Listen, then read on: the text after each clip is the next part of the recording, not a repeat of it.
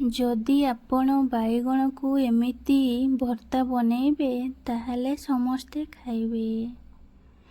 बाइगण भर्ता बनैबा पई मु एठी नै जाइछि गोटे रसुण ओ तार कला बाहर करि नैछि ओ दुईटी बाइगण रे मु तेल लगेई नैछि। तापरे आमे गोटे छुरी रे बाइगण को कट करि नेबा आउ सेही कट जगह रे आमे रसुण को भर्ती करि नेबा।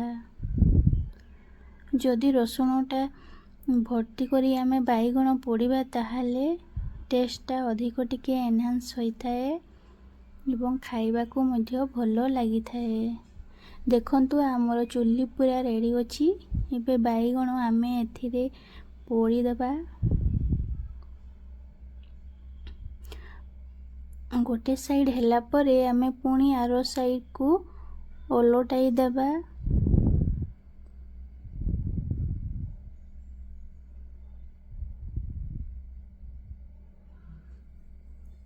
देखंतु आमर बाइगण पोड़ी सारिलानी।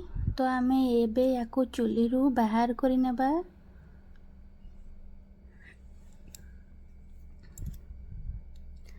तापरे एथिरे आमे देबा पई दुईटी टमाटो, गोटिए पियाज, दुईटी कंचा लंका ओ किछि रसुण नेइछि। एबे मु एसबु को छोटो छोटो करी काटी नेबी। प्रथमे पियाज को आमे छोट छोट करी काटी नेबा। तापरे रसुण को एमिति छोटो छोटो पीस करी काटी नेबे। तापरे कंचा लंका को मध्य आमे काटी नेबा और टमाटो को मध्य आमे छोटो छोटो पीस रे काटी नेबा। तापरे आमे कोन करिबा ना रखिथिबा बाइगण को एबे चोपा बाहर करि नेबा। एबे एटा ठंडा होई सारिलानी।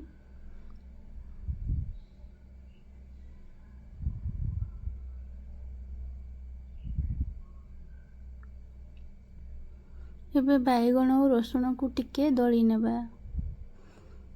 तापरे चुल्ली रे आमे गोटे पेन नहीं जिबा।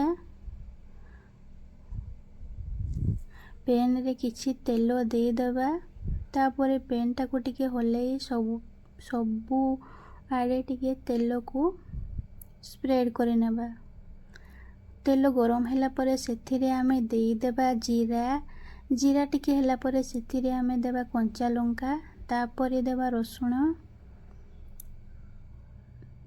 तापरे आमे देई देबा पियाज को बेसी गोल्डन ब्राउन पर्यंत फ्राई करिवे नाही। टिके कलर आसी गले तापरे आमे देई देबा टमाटो। तापरे देई देबा आमे टिके हळदी, स्वाद अनुसार लूण।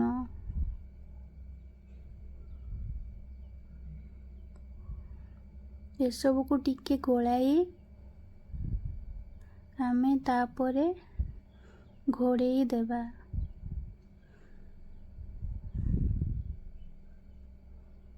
किछि समय परे ढांकुणी को काढ़ी चलाई नेबा।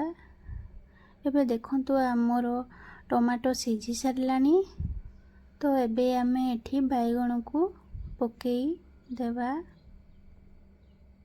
तापरे ए सब को आमे भलो भाबरे मिक्स करिबा।